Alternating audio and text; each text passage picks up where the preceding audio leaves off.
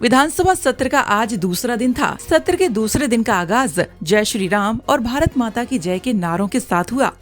विधानसभा में सीएम पुष्कर सिंह धामी ने समान नागरिक संहिता उत्तराखंड 2024 विधेयक को पेश किया। इसके बाद कैबिनेट मंत्री प्रेमचंद अग्रवाल ने यूसीसी की खूबियों पर अपनी बात रखनी शुरू की तो विपक्षी नेताओं ने हंगामा करना शुरू कर दिया, जिसके बाद मंत्री प्रेमचंद अग्रवाल और विपक्षी नेताओं में तू-तू मैं हो गई। इसके बाद विपक्षी नेता यशपाल आर्य ने यूसीसी को जल्दबाजी में लाए जाने की बात कही और उन्होंने सरकार से इस पर चर्चा करने के लिए समय मांगा।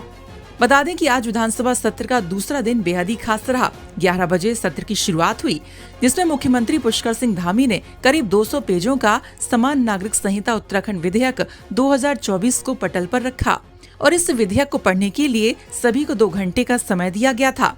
इसके बाद 2 बजे फिर से सत्र की शुरुआत होती है और समान नागरिक संहिता विधेयक पर चर्चा शुरू हुई, जिसके बाद कैबिनेट मंत्री प्रेमचंद अग्रवाल ने यूसीसी के पक्ष में अपनी बात रखनी शुरू की। इसके बाद विपक्षी नेता इस पर हंगामा करने लगे कि इतने कम समय में इतना कैसे कोई पढ़ेगा, जिस पर जवाब देते हुए कैबिनेट मंत्री प्रेमचंद अग्रवाल ने कहा कि तुम्हारे पाँव के नीचे कोई जमीन नहीं, कमाल है फिर भी तुम्हें यकीन नहीं।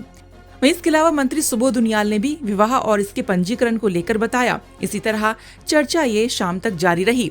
अब देखना ये होगा कि विधानसभा सत्र के तीसरे दिन क्या कुछ होता है।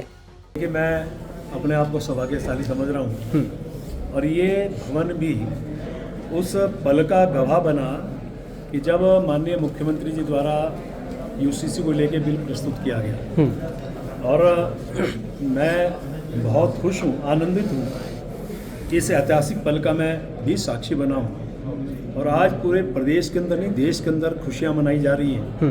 आप जानिए कि जब हम लोग जनसंघ के रूप में थे, भारतीय जनता पार्टी की जीवन यात्रा जो हमारी रही है, तब से लेके आज तक हमारे जो संकल्प थे हम उनको धीरे धीरे पूरा कर रहे हैं। धारा 370-35 से हटाने की बात हो, जहाँ हमारे श्यामा प्रसाद मुखर्जी ने बलिदान दिया था, और उसके बाद 3 तलाक हटाने की बात हो, और फिर भगवान श्री राम के मंदिर के निर्माण की बात हो, प्राण प्रतिष्ठा की बात हो, और उसके बाद जिस प्रकार से हमारे देश के यशस्वी प्रधानमंत्री आदरणीय मोदी साहब ने कहा था कि ये इस सदी का तीसरा दशक उत्तराखंड का होगा, उस अनुरूप हमने यूसीसी के बिल को आज हमने प्रस्तुत किया।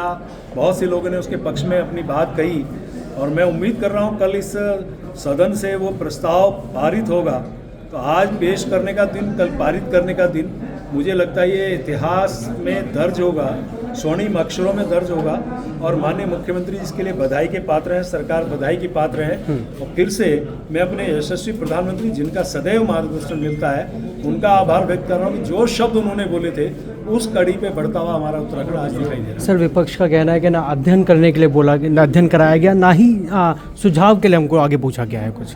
देखिए, मैं शुरू से एक बात कह रहा हूँ कि 72 बैठकें यूसीसी कमेटी ने लगातार की है और उसके साथ साथ 2,32,000 लोगों ने सुझाव दिया। ईमेल आईडी, व्हाट्सएप, सभी के माध्यम से सुझाव मांगे गए। उसके बावजूद यदि वो किसी प्रकार से उन चीज़ों में अपने आप को उन्होंने प्रस्तुत नहीं किया, उसके बाद यदि उनका ये कहना कि हमारे को निमंत्रण नहीं दिया, तो किस प्रकार का निमंत्रण चाह रहे मैं नहीं समझ पा रहा हूँ। लेकिन हमने पूरा मौका दिया, ड्राफ्ट कमेटी ने पूरा मौका दिया, आज भी हम मौका दे रहे हैं और उनसे मैं अपील कर रहा हूँ, आए निश्चित रूप से हमारे इस बिल में आप जो है इस इतिहास के आप भी उसमें योगदान दें, ये मैं उनसे विनम्र प्रार्थना भी करूँगा। ब्यूरो रिपोर्ट उत्तराखंड तक।